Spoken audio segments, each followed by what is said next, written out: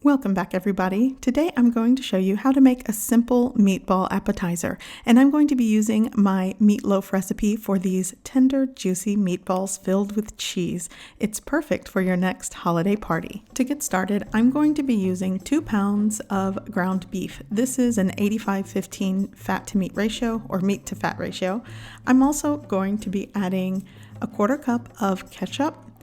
And like I mentioned earlier, this is actually my meatloaf recipe, so I will link that video in the description below if you want to check that out. I'm also going to add some fresh parsley, that's about 2 tablespoons, a 1/2 cup of plain breadcrumbs, 1 large egg. I'm just going to beat that and add it right into the mixture.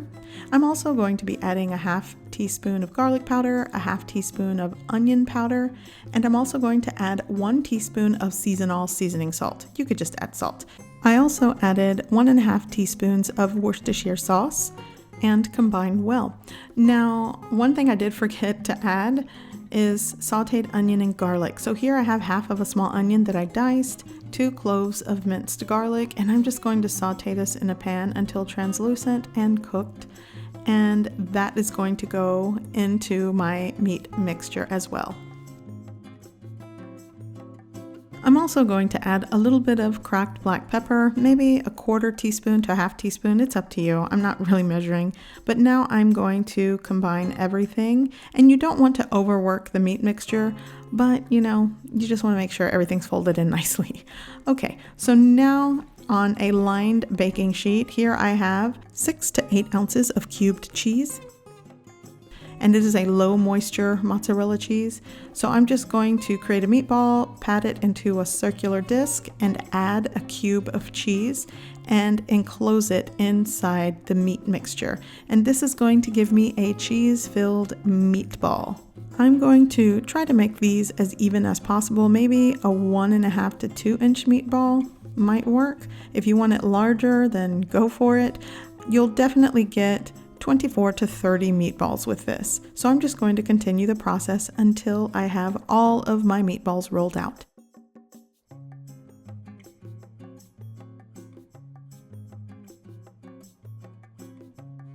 Okay, so all of my meatballs are done, and I managed to get 35 meatballs. Not bad, but like I said, depending on how large or small you want them to be, that will vary in the number you get. So now I'm going to top it with ketchup, which is very indicative of a classic meatloaf. You don't have to add ketchup to this, but I did want it to be this meatloaf meatball style appetizer. Okay, so now I'm going to bake these in a preheated oven at 400 degrees Fahrenheit for 20 to 25 minutes. And when they are done, they are just going to be tender, moist, and cheesy.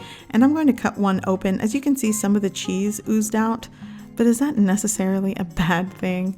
So anyways, this definitely is a crowd pleaser in my home, and it is easy to make. You could use your own meatloaf recipe with this. It's very simple, easy, and delicious. I hope you give this recipe a try. I hope you like it, and thanks for watching.